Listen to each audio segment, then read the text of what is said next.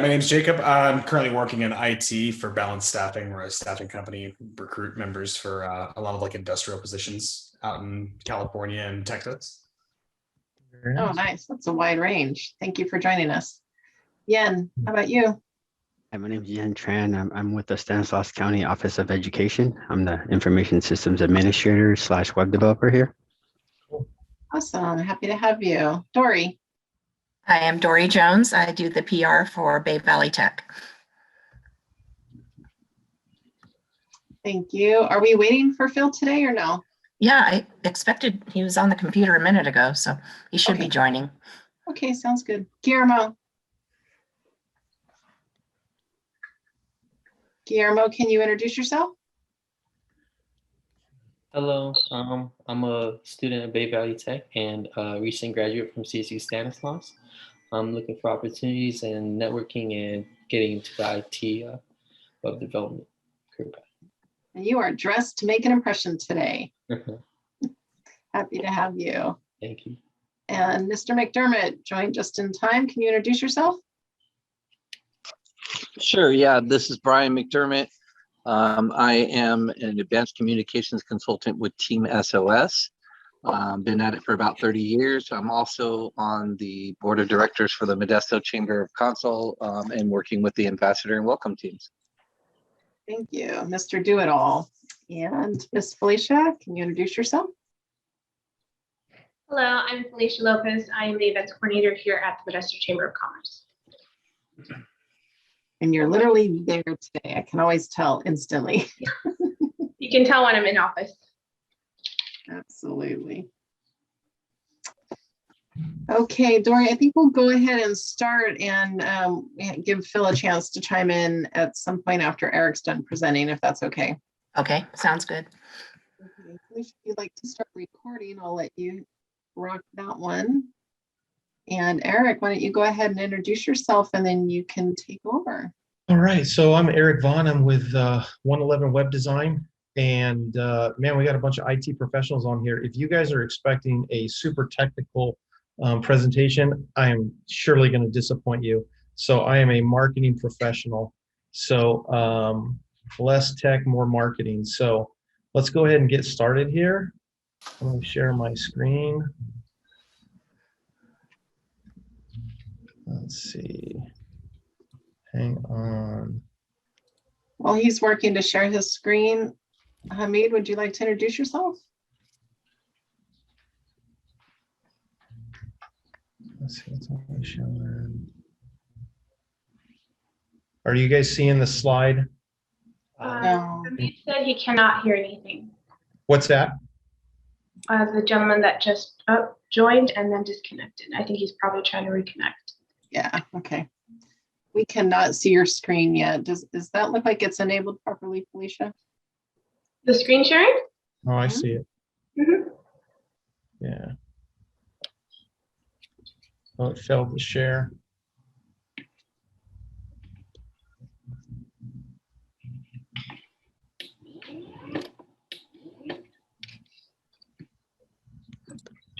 Let's fix that down to this. Let's try this again. I'm sorry. It's okay.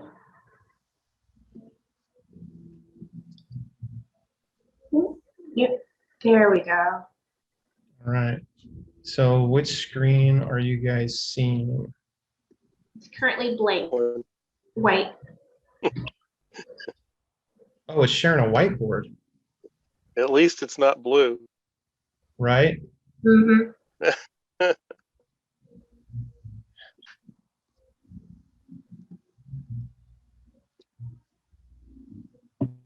There you go.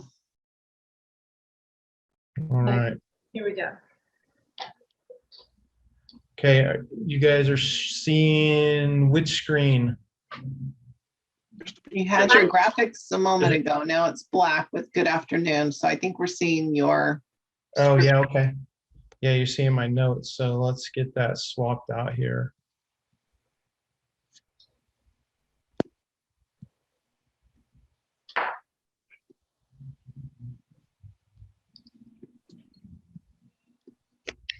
That's that. Oh man, I apologize for this. Oh, no, it's fine. We're good. Yeah, it's just giving me, let's see, shift.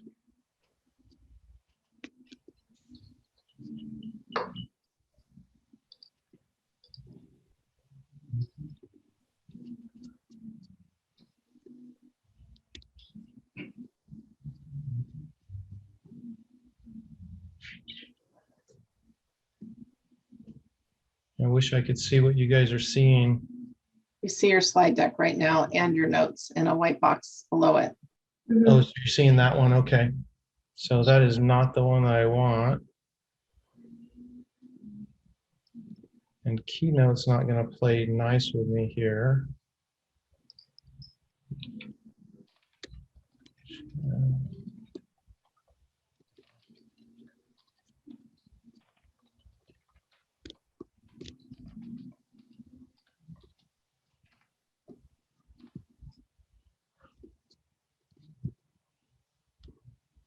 Okay, which one are you seeing now? My slide deck? Yeah, slide 1, slide 2. Okay, we can, let's see.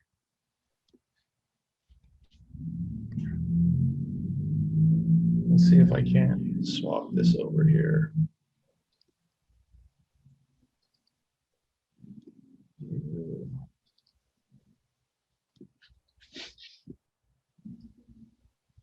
Yeah, that's not how we want to do it. When you hit the share screen, did you hit the advanced tab?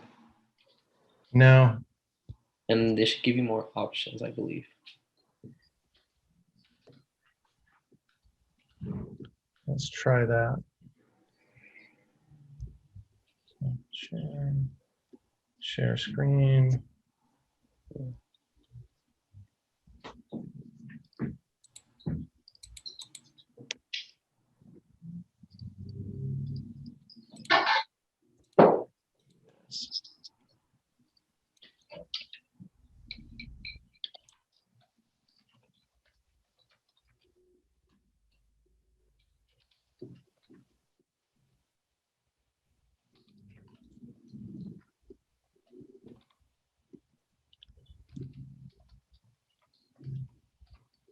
Yeah, it's just showing me the one screen. So I unplugged one monitor. We'll see what happens now. See where you guys are at.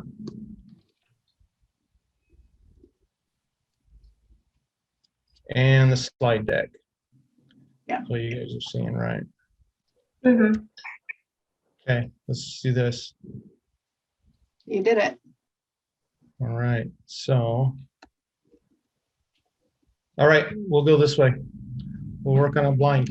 So I hope I remember my notes. We'll see how good I studied, right? So marketing your business in 2021. So we're going to talk about how COVID has changed the way that we internet, and then basically what we can do as a business to try to avoid some of these pitfalls. So a little bit about me is that I started in sales in construction for about 17 years. And one day I had an idea for an iPhone app, and I went out and I learned C++, and I built that app. And doing so kind of led me into the direction into technology, and speed it up a little bit. I started a marketing company. And so I knew a little bit about psychology, a little bit about sales, and I knew I could do anything if I, set my mind to it and just surrounded myself with really smart people. And fast forward a few years, we are now a full service marketing company located in downtown Stockton.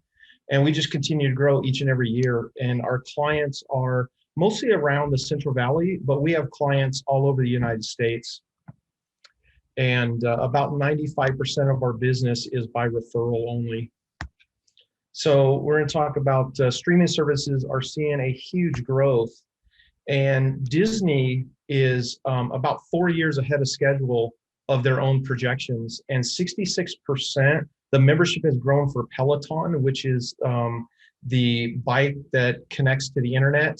66% growth that those guys have seen in the last year. And so we've seen growth in from everything from exercise to entertainment. And Microsoft Teams, the new record for total minutes in a single day is 2.7 billion minutes. And Google and Zoom are just exploding with people, having to work in a video environment from home. And like many of you guys are sitting at your screen at home and you're working remotely. And so we've had to adapt to that. And we've formed some habits as employees, but we're not necessarily have formed those habits as consumers yet. And so there's been a huge growth in social media over the last year since COVID. And LinkedIn and Facebook have almost grown 30%, and TikTok jumping in there as well and seeing a huge, uptick in that. You guys are probably all familiar with Amazon services, and they've had a tremendous growth as well since COVID. And it's not surprising. I mean, more and more things are going online. The people are just need, businesses just need more space, in the clouds. So the internet has increased by 25% internet use, but mobile use is down about 13%. And so we're at home. A lot of us, we're working from home. We're not in an office environment. And so, so we're not on our phones as much. And so that's kind of contributed to the downturn in mobile use. So what are some of the challenges that businesses face and with these trends? First and foremost is internet security and more exposure when you're online, more exposure to ADA requirements for websites, as well as hosting speed. And so businesses need faster connections, and because people are working from home, a lot of times it's a lot slower connection than they're used to at work. And so businesses are trying to keep up. So what can small businesses do to adapt to these trends? This is Beachbody, and what these guys are doing is that they're posting on social media and driving people from social media over to their business. And what they are is that they offer nutrition programs, and they're really changing the environment of the fitness industry. And the fitness industry has always been a physical location that you would drive to in the morning or after work and go and work out. And what people have started doing is they've been offsetting this with COVID has just exploded this industry to where you can now join online and get workouts online. But it's not just being online. These companies are starting to offer nutrition programs and really looking at what they can do to draw and attract other people rather than just the people that physically want to go to a gym. And there's a lot of people that won't go to a gym. And so they're focused on really just having a great customer experience. So they've thought outside the box. And for a lot of these guys is that it's not just about working out, it's about creating a customer experience that those customers, when we start opening back up, those gyms are not going to be as full as they once were. And I think they're going to lose market share and continue to lose market share unless they change what they're physically doing and they start offering other programs that they've never been offering before. So from video to AR, the internet is changing. And right, we used to say this in the 80s, video killed the radio star, and this is what happened when MTV kind of came out. But video is really starting to take off. And so Output is a bike company that you can go on and be virtually fitted for a bike. And so their customers can be anywhere in the world. And so they're able to you send in a video, you get online with these guys, and they can see you and be able to fit you for a bike, sell you the bike over the internet, and then ship it right directly to your door. So it's offering a different experience because they weren't able to have people come into their shops. So they had to think outside the box. So AR, I mean, this is really where, you know, things are starting to go, and small businesses are able to use this technology to be able to put it into their website and offer this to their customers. And I think as people start seeing more of this and they're getting more comfortable with video online, is that this is really going to start to take off. So anywhere from a light to a chair, you know, you can see anything. Virtual is a company that is for online retailers. Again, these guys, it's a platform for small businesses to be able to take advantage of that AR technology, to where you could virtually try on, your customers can try on, you know, makeup, hair color, hats, glasses, almost anything. Lowe's offers to where you can see your barbecue in your backyard. Bullfrog spas, you can see their spa in your backyard, and you don't need an app as a consumer to be able to utilize this technology. So, and what these companies are doing is that they're focusing on customer experience over everything else. So it is not the old days of, you know, it's just different. Things have just been kind of changing to where these companies, there's nothing new that a lot of these companies are doing. These next companies, Affirm, they're really changing the credit card industry. And, you know, this is an industry that's been, you know, by huge giant companies that have controlled this industry for so long.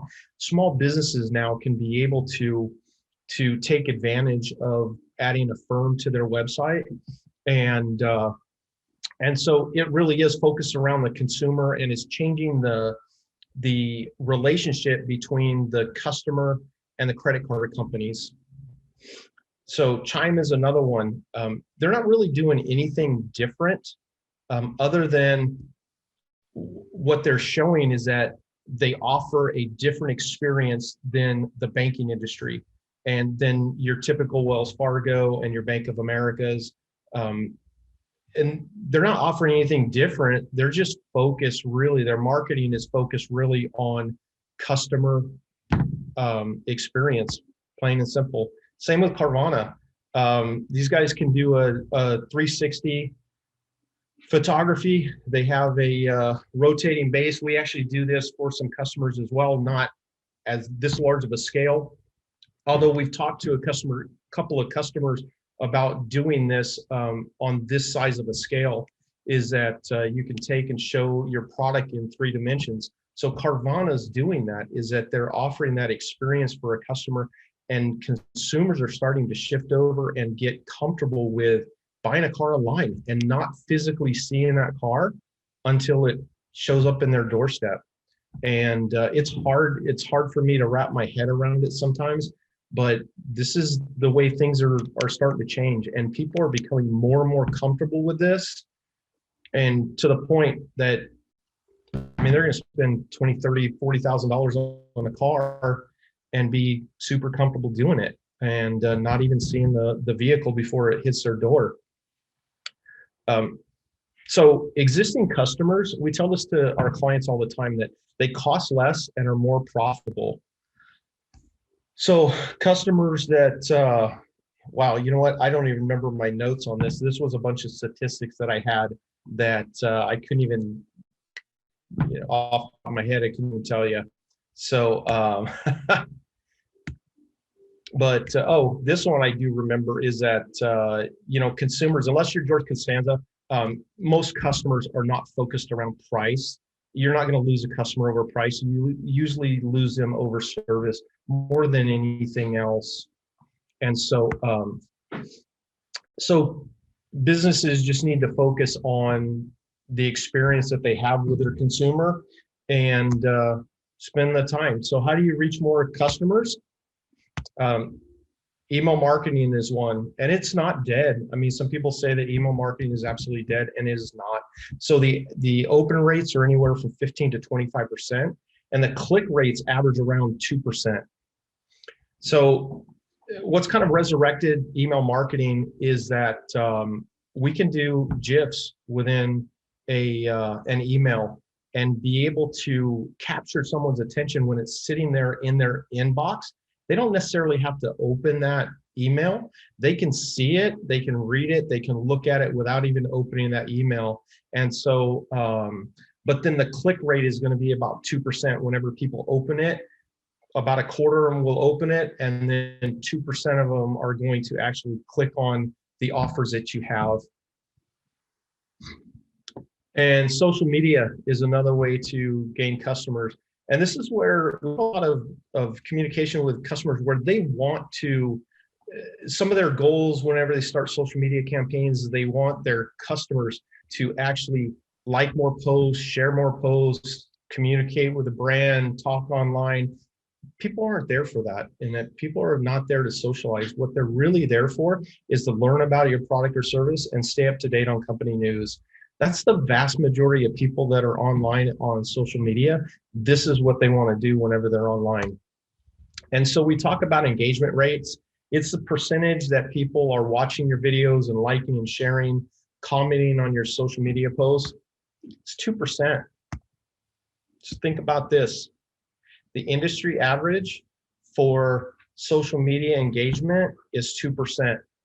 And the click rate on email marketing is 2%, right?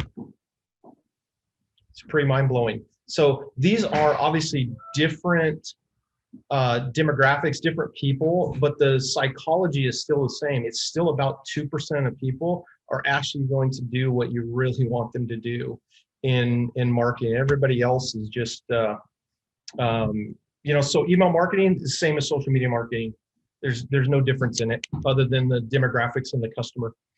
So content creation is, a lot of people will ask us, what should we, post about? What should we create? And a lot of times we create things where when we create a website banner, we also create social media posts to go with that, so that your website is kind of ties into what you're doing on social media.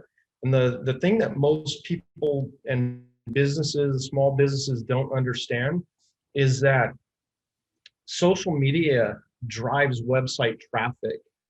And so whereas you don't want to neglect your website and focus solely on social media, because people, when they're on social media, you're basically going to drive them to your website. Either they're going to Google you, or they're going to go to your page and they're click on your page and go straight to your website. And so always try to have the same type of communication and the same offers and deals that you have on social media over into your website. And then shorten the message. We can't say this enough to clients, is that the average commercial in 1950 lasted 1 minute. I can't even wrap my head around that. But by 1980, it was 30 seconds long.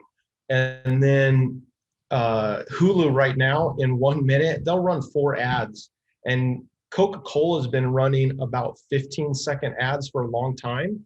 And at about the 7-second mark, it shifts over and it's almost a completely different commercial, because they found that about 7-8 seconds is the amount of attention that most people will give you when they're doing something.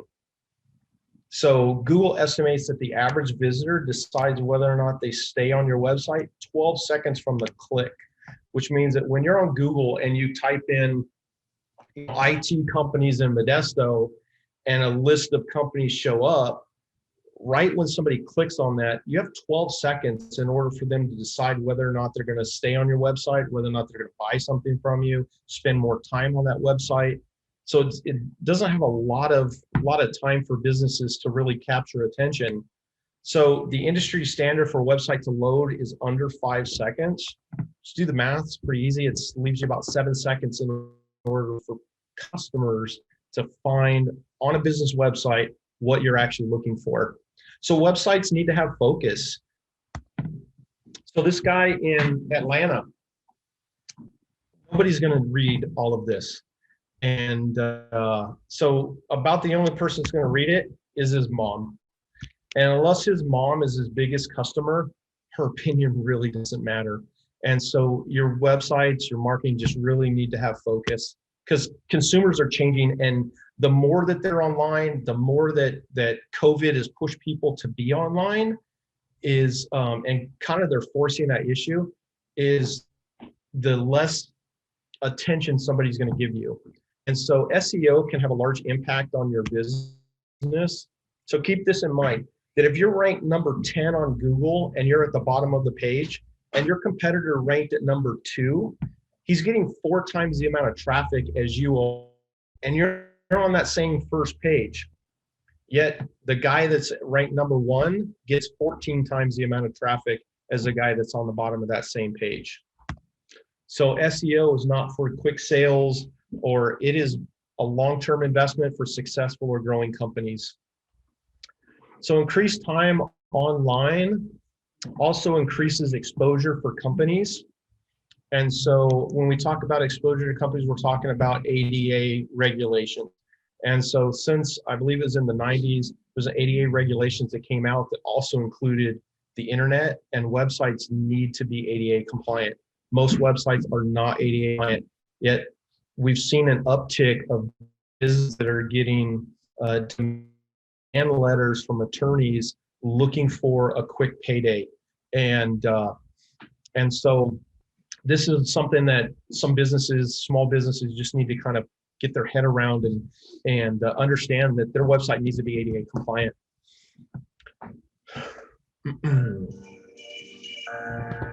So as a company, let me stop this for 1 second. So as a company, I just wanted to share this with you guys, is that we do offer ADA compliancy, reporting, consulting. We actually go in and work with people, with their web developers or their IT people on their website to help make their websites compliant. And then we give back with every ADA project that we have, even ADA free consultations, we're donating to this company. One more wave. Let me show you what these guys are doing. Some of the difficulties that an individual will go through when they're learning to surf for the first time post injury or wound is extremely challenging. When your world has just been changed on both fronts, they have to relearn the entire process. And that's where physical therapy really comes heavily into play, in helping us get a guy or girl back out there and get into some waves.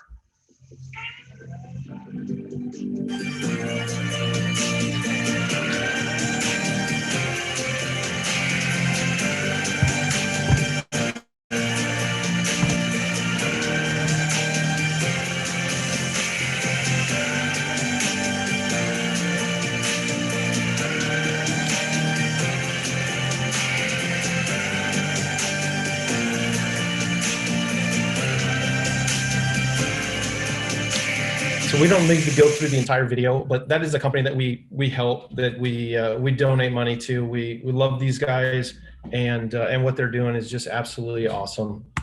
So if I haven't bored you guys to sleep already, we'll open it up for some questions. You guys have any questions?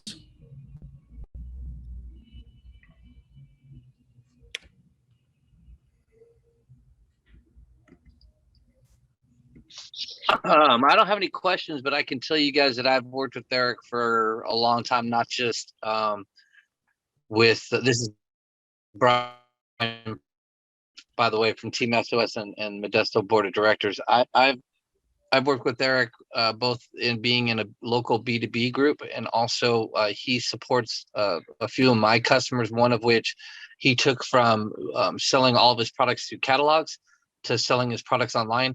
And then he's also helped my company with some of the things that you'll actually see from us next month when we speak. So I can say you do a great job, Eric, and really appreciate the services that you provide.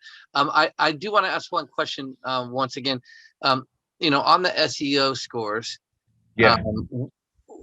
without giving away your secret sauce, can you just kind of describe what it is you guys do that helps companies get up to number one? Consistency. So SEO is really about consistency, and we do a lot of stuff where the very first thing that we do is we run a report on the code, and so it really doesn't matter how Google changes their algorithm. Is that writing good code will always rank good in SEO, because you just can't.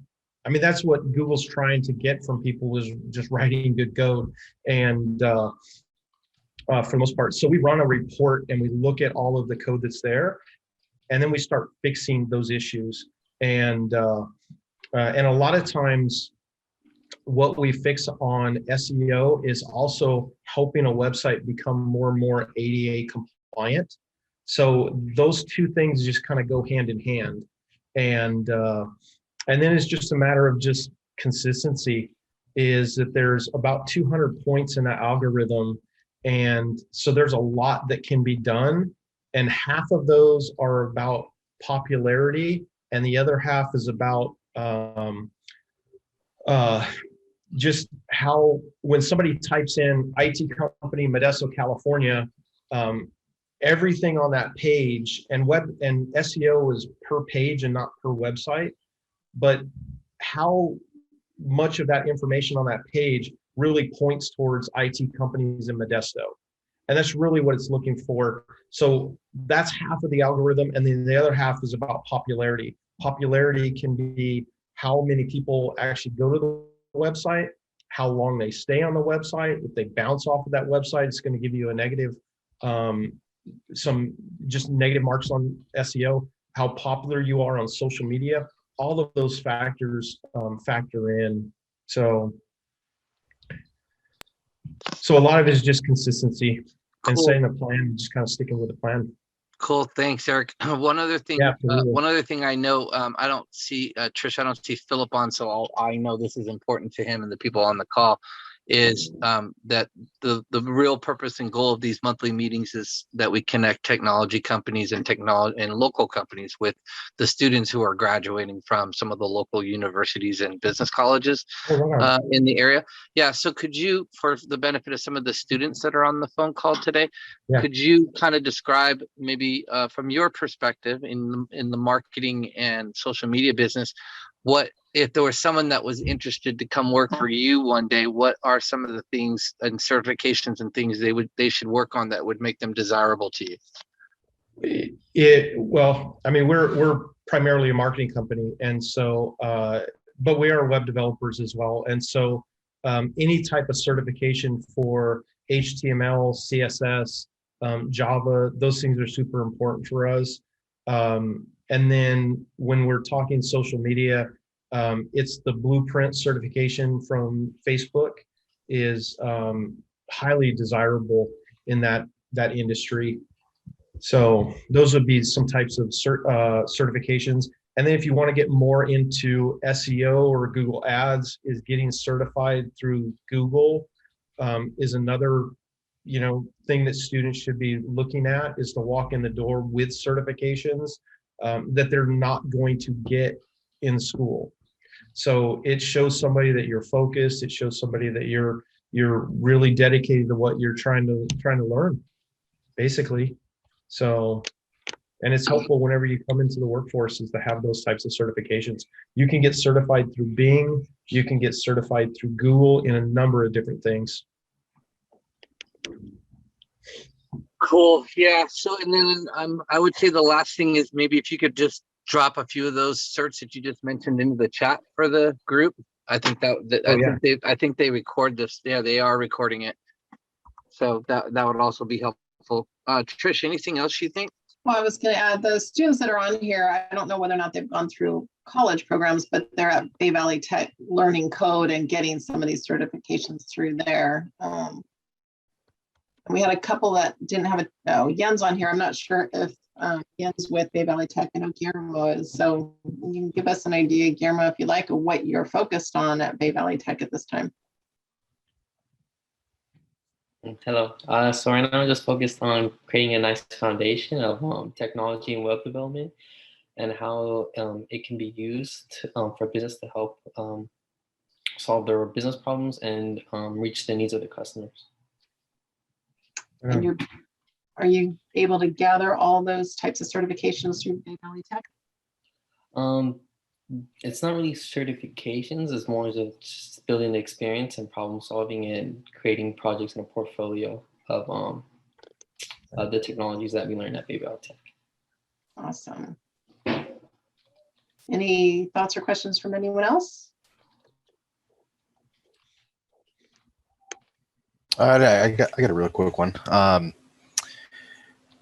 think one of the biggest challenges a company has when handling SEO and content is the content creation. Do you have any recommendations on a new small business or just any small business that's trying to keep up on a daily or weekly basis with their content to keep the SEO rankings up? Because I know that's a factor or some portion of the factor of your SEO ranking. Right, and a lot of it is blog creation and being able to write blogs. And a lot of times people just have, they blank out whenever they need to create the content, right? Is that what you're talking about? Where they can't even think of anything to create? Well, it's a process. It's a job, right. Position in most cases. Right. I know we ourselves actually have hired a company that specializes in managed services. Right. And that's how we solved it. Is there any other ways Right. Besides just having somebody hired on site for that one specific duty? We actually offer that service to clients, and we hire content creators to write blog posts for us. So whenever we start getting into that, and even sometimes where we'll get into where we hire people to write articles for us or press releases, and all of that is super helpful. And you can do a lot of that up front, to where you say, okay, we're gonna order X amount of blog posts right now. You just buy it all up front, and then you space them out throughout the year if you want, or you just space them out every month. You're gonna commit to X amount of blog posts or X amount of number of words. So it's about 800 words that or more on a page that Google likes. And SEO is kind of a weird thing, because when you start looking at content and putting a lot of content, it starts isolating people from your website, to where you may land on Google, but then if people aren't captured immediately, like the example that we showed of the CPA in Atlanta, he lands on Google all the time. And but people, when they see it, they may bounce right off of there, because they just can't find the content that they're looking for. So it's important that whenever you're adding content, is that there's ways to hide it. You can truncate the text to where it's in the site, but you don't see it, to where you hit the read more button, and then either a pop-up's going to show up, or the website's going to drop down and show the rest of that content. So there's a balance between writing for Google and marketing to consumers or businesses. So it's like a delicate balance, because you want to rank higher on Google, so you need that content, but at the same time, you don't want people to drop into that website and then get overwhelmed with the amount of content that's on it. And people will shut down. I mean, they literally just start shutting down, to where they see, the acronym TLDR,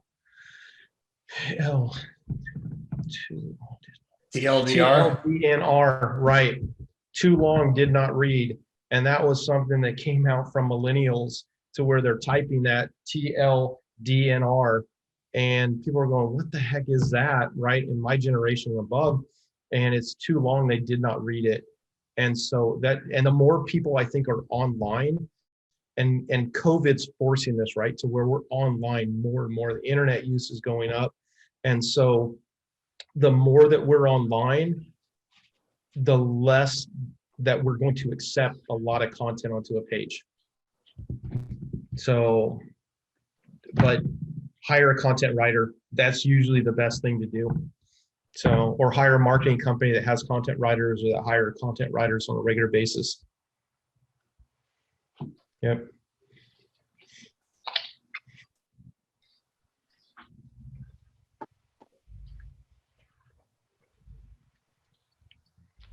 Oops, I was unmuted there. Any other thoughts or questions for anyone? Why don't we take just a moment? Yen, you joined us. Are you able to unmute and introduce yourself now? Yeah, actually, I introduced myself earlier. I don't know if you heard. Yeah. We didn't hear you when you were saying you couldn't hear us. Oh, no, that wasn't me. That was someone else. That was somebody else. Oh, I apologize. And Victor, would you like to introduce yourself? I saw you put your contact in the chat, but sure, I'll do that, Trish. Good afternoon, everyone. I'm Victor Randolph, and I work with Kate KRVR The River, 105.5 FM, and also with KVIN The Vine, classic hits and golden oldies for the Valley. And we're a chamber member, and we do special ad packages, especially for chamber members. And thank you for the presentation, Eric. Oh, yeah, absolutely. It was blind completely by memory, so I apologize. There was a lot more content there, but you know. You gotta love when you're in the tech meeting and there's technical issues. Right, right in front of all you IT people, it was just like, oh my gosh. Even guys, you know. Right. So why don't we take just a moment? Brian is going to be our speaker next month. Can you give us a high overview or snippet without giving us your presentation on what your discussion focus is? Yeah, you know, we're gonna talk about how you'll find technology in places you might not expect and projects you might not expect.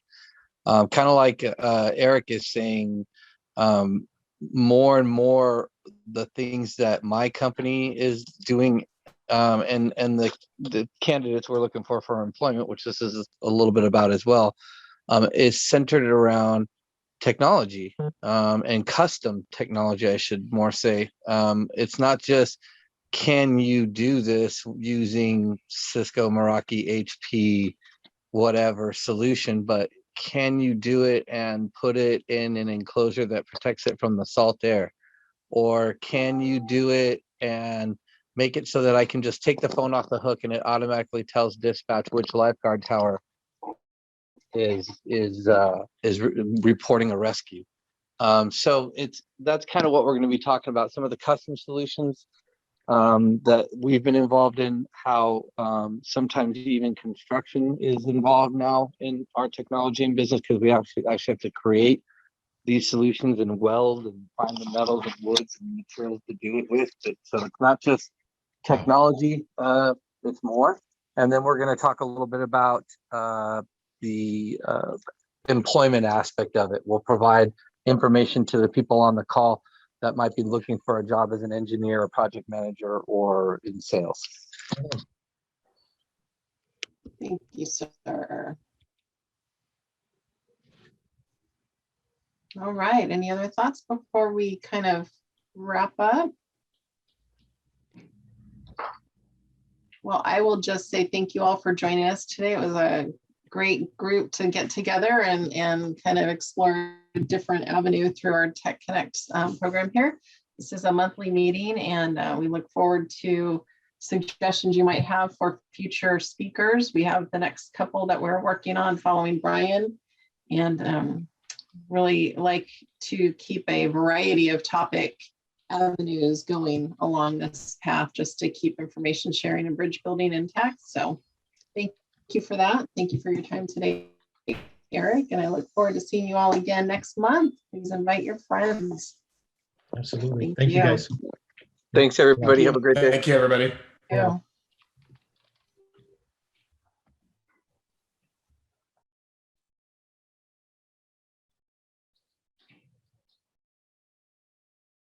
And then there were two. There we go. How are you feeling?